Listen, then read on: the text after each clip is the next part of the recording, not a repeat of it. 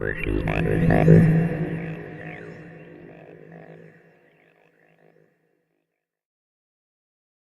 these are some pictures of this sculpture after I completed it, and also some work in progress shots whilst I was sculpting it. You can see that it's this flesh tone color. That's the color of the clay that I was using at the time, which was super sculpey. Later on I moved on to using super sculpey firm, which is a gray color. So I just wanted to show you these pictures so that you had kind of a reference of where this project started before I started modifying the sculpture and adding things to it using green stuff. As well, over the course of the project I've stripped things off of the sculpture, which you may or may not notice. Alright, so this is the sculpture as he is at the moment. You can see where I've started to go over areas with green stuff, replacing all of these sort of segments of his armored fist here. Eventually most of this fist will probably be covered with green stuff. The reason I've done that is because when I sculpted him using Super Sculpey, I wasn't as experienced a sculptor, and a lot of the features aren't very clean and tidy. So I've come back with green stuff to tidy things up. I've also added some features to his armor using not just green stuff but brown stuff as well.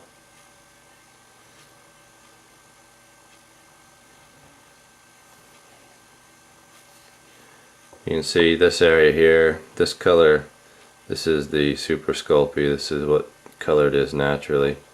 At one point I was quite certain I was done with this project and was going to start painting it, so I sprayed it with a gray primer. And so all these little pink bits, they're just areas where there was something that I've removed.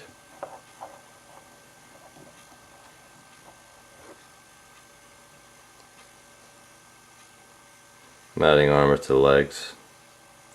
I'm also going to be adding quite a lot to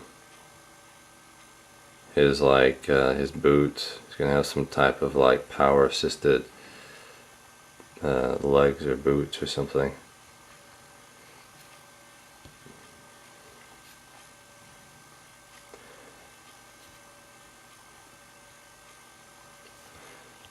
So that's where that's where he is at the moment. Also added this this thing here. This actually, I think this came from some, it either came off a mouse or from some headphones.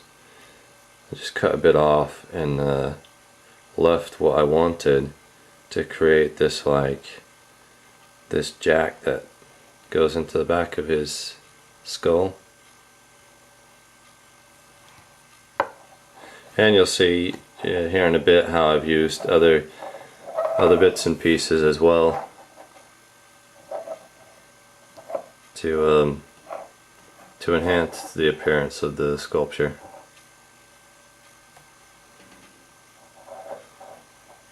But before I do that, I thought I'd just show you the helmet piece, which is what I'm working on at the moment primarily, which affixes to these two bits of wire here that stick out.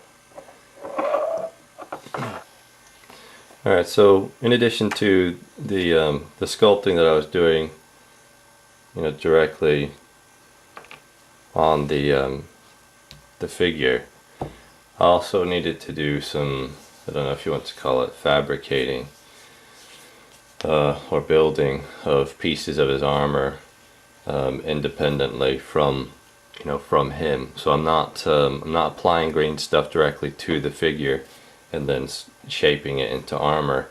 I'm using other processes. So I just thought I'd show you how I went about creating the part of his helmet that is retractable. So it comes up from the back of his head and up and over to about halfway up, and then there's a mask or face piece which covers the other half of his head.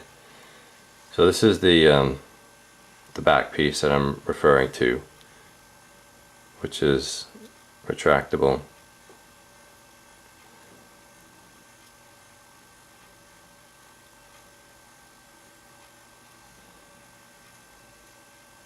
I don't know if you can see inside. I've incorporated a system of like hooks and loops so that the three pieces of this interact with each other, so when you pull this front one up, the other ones follow.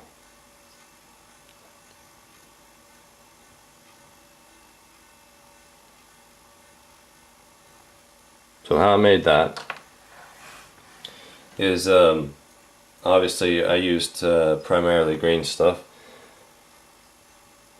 I needed to make 3 main pieces of the armor, which looked like this whenever I first made them.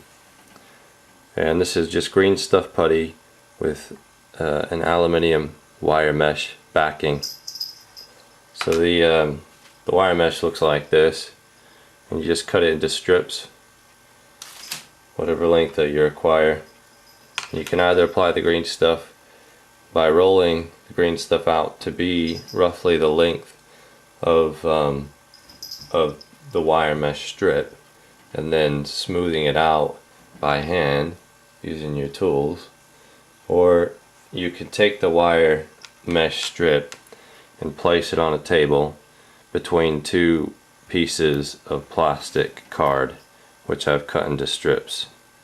You can buy this plastic card in different thicknesses to achieve different thicknesses of your putty when you've rolled your putty out, or alternatively you can just stack them up to achieve different thicknesses. So anyways, once you've got your card strip and you've got your aluminium wire strip, you put some talcum powder on your table. The reason why you do that is to make sure that the green stuff doesn't stick to the table. You could use petroleum jelly to make sure that the green stuff doesn't stick to the table, but what's going to happen is the petroleum jelly actually creates a very slick surface. So it does prevent green stuff from sticking, but also it's too slippery. So if you tried to roll green stuff out and you'd put petroleum jelly on the table, the green stuff would just slide. It wouldn't roll out.